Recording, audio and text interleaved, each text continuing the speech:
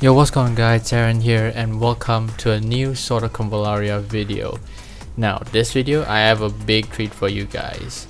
For those people that haven't watched the stream yet, don't worry, I got you covered. I'm gonna be summarizing the entire stream in this video and I'll let you guys know how much are we gonna be getting during launch or on the launch day, which is gonna be pretty insane. Also, I'm gonna be talking about the gameplay.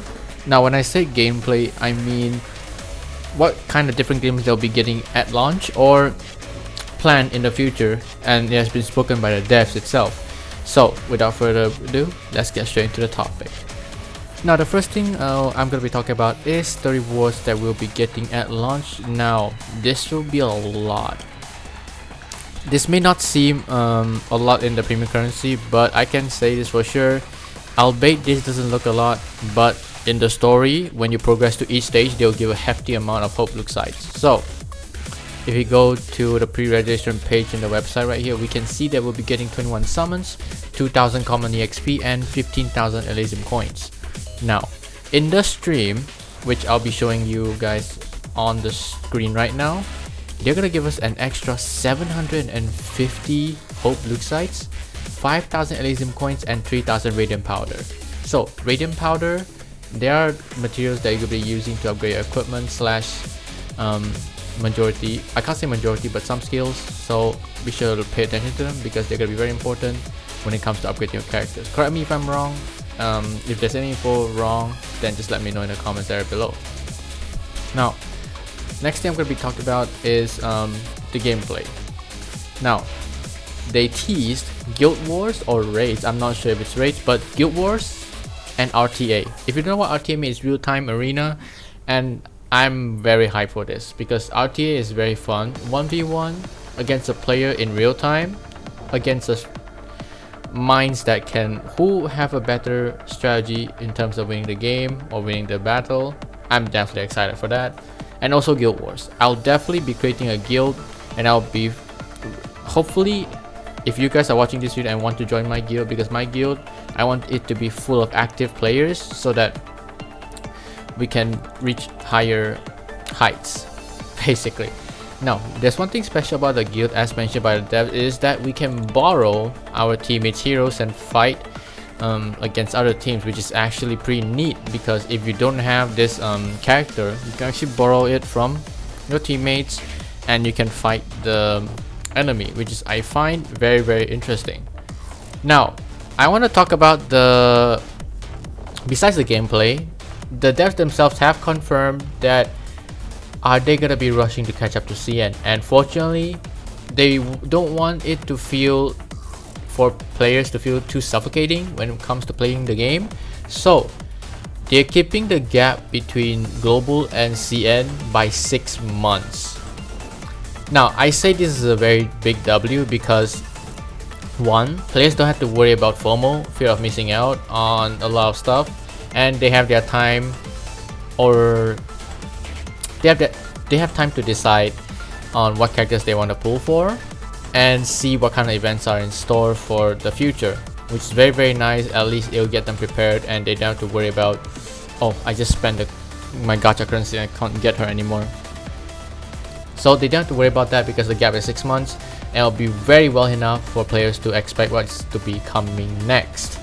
So 6 months gap between global and CN, definitely huge, and this will at least let player focus on the present and not worry about the future, because this enables players to just have fun with the game and not to worry about trying to rush content to basically unlock the next stuff that's gonna be in the game. But for me, I personally will definitely be trying to unlock all the contents as soon as possible, so you'll be seeing me rushing in contents, and that is only what I should be doing as a content creator. So for people that are casual or really want to enjoy the story, please do not skip them. There is a skip button in this game, so I'll mainly be using it because I did see chapter 1 story from CN, so I'm gonna be skipping all of them. But for players that do love story and want it to be more engaging, definitely do not skip the story because they're amazing. Now there's gonna be a special game mode called Spiral of Destinies. What this is it has two different game modes, offline and online, surprisingly. So offline, you have a different identity compared to the main story. So it's like a roguelike story with different endings, if you know what I mean.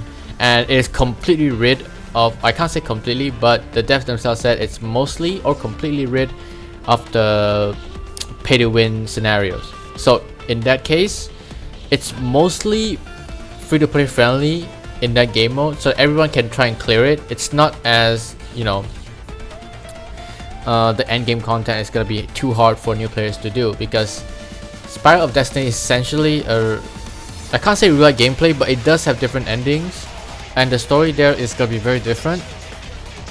Stages will definitely be a bit harder than the main story, but they, as they said, they already modified the difficulties and they are monitoring how players are gonna clear the stages, and they'll adjust accordingly if players are hard stuck on a stage, and they'll reduce the difficulty of the stage, which is very, very good. And also the online game mode is just basically you'll go back to the present time, or I can't say present, but it's more of like the main story. So treat offline as side story, online as the main story, right? So you switch between the two, and for the online version, you basically meeting the characters you met before, and then you're gonna be taking them to new places for new adventures. Easy to be simplified.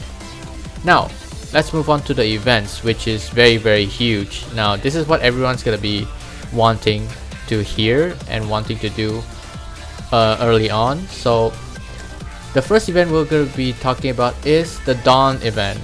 Now this Dawn event is actually pretty special because apparently it is not in CN. Correct me if I'm wrong, but apparently it is not in CN as mentioned by the devs, and this is just amazing because you get a lot of rewards from the Dawn event, which they haven't showed what rewards you can get it, but from the thumbnail here, I'm putting it on the screen right now. If you can see the rewards there, there's hefty, you can see weapons, you can see hope look sight, there's just a bunch of them there. So it will be very rewarding for people to play Spiral of Destiny. Heck, the devs even ask you to actually encourage you to play the game mode because you'll get a lot of rewards from it and ensure you have a good experience when playing the game, which is absolutely amazing. Now, Voyage Memento, or we call it Growth Path in other games, fairly straightforward. You complete milestones to get rewards. Now, I can show you what the milestones are. So if you go here we are, and these are all the rewards you'll be getting. So you'll be getting Maisha, Rawaya, and Fekal, all here for free.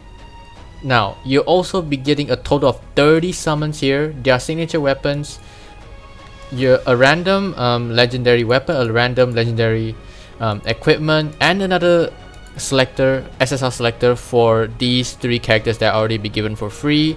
So if you do decide which one you want to extend their potential, definitely go ahead here and choose them. This is this already hefty rewards because you get a lot of exclusive equipment here as well, which will elevate your gameplay even further. So I won't be going too deep into this because as you can see here, there's a lot of rewards here that you can do, and you get free rewards, and I'm not gonna spoil all of it yet, but I'm just gonna I just did show you the rewards they will be getting. So as for the missions and stuff, I'm gonna save it for when the game releases. So let's move on. Now the banners. So this will be the final thing we're gonna be talking about in this video because I do not want to stretch this video to be too long. But actually there's one more thing after this I'll be talking about, but it's actually kind of insane how they actually did that on day one. But the banners, so these three you can see on the screen right now: Gloria, Burial, and Call. These three are absolute beasts. I definitely recommend you to get any of them and you'll still do good in the game because one, they are definitely well sustained for future-proof character tier list. So all three of these are gonna be very future-proof for future gameplay. So definitely don't hesitate if you want any of them. And if you want my opinion, for people that want very balanced unit that can switch between buff and attack, go for Gloria, because Gloria has two modes for herself. One is a lance mode and one is a sword mode. Lance mode usually focuses on knocking back enemies for either your allies, and after that buff your allies' attack. But sword mode is mostly towards herself, buffing herself and increase her damage by the distance she walks. So for example, if your Gloria is very far away and if she walks 3 tiles in front to hit an enemy, she would deal more damage based on the amount of tiles she walked. If that is easy for you guys to understand, the amount of damage is based on how much of a distance she walks. It's absolutely insane. Burial, nothing much to say, but straightforward DPS, best destroyer in the game. And Call, best assassin by far. And yeah, feel free to correct me if I'm speaking any of this wrong, but these 3 are definitely DPS machines, so definitely don't be afraid to get any of these. They'll be worth the while and worth your time for you guys to get it. Now, with banner out of the way, the final thing I want to talk about is skins. Now, Burial skin you can see in or on your screen right now. It is on CN server for quite some time. I don't know if CN server also has it on day 1, but we will get a Burial skin in after the launch or day 1's launch. And honestly, I like Burial a lot, so I might actually go for the skin, but we shall see. If the currency we use to get her, it will be the same, and if I can use the premium currency in game to actually exchange. So instead of gacha, I'll try to get for a skin if I do get lucky anyway, but we'll have to see by then. So yeah, that'll conclude this video. So hopefully it does attract your interest to the game, because the game so far definitely looks good and you get a hefty amount of rewards. And again, the rewards you'll be getting is 21 summons, 20,000 Elysium coins, 3,000 radiant powder, 2,000 common EXP, and 750 hope looks like. Definitely do not miss out. And yeah, as again for the guild, I will definitely be creating a guild once I unlock the feature. So for anyone that does want to join my guild, be sure to join the second I create it, and pay attention to my videos on when I create them. So yeah, in order to get notification, be sure to like and subscribe, and also turn the notification bell so you don't miss out on any new Sword Convallaria videos that's gonna be published by me. But that'll be it for this video. Sorry if it kind of dragged a bit too long, but I'm trying to min-max everything else from the stream. So yeah, alright, I'll see you guys on the game's launch, and hopefully you guys will enjoy Sword Convallaria as I will do.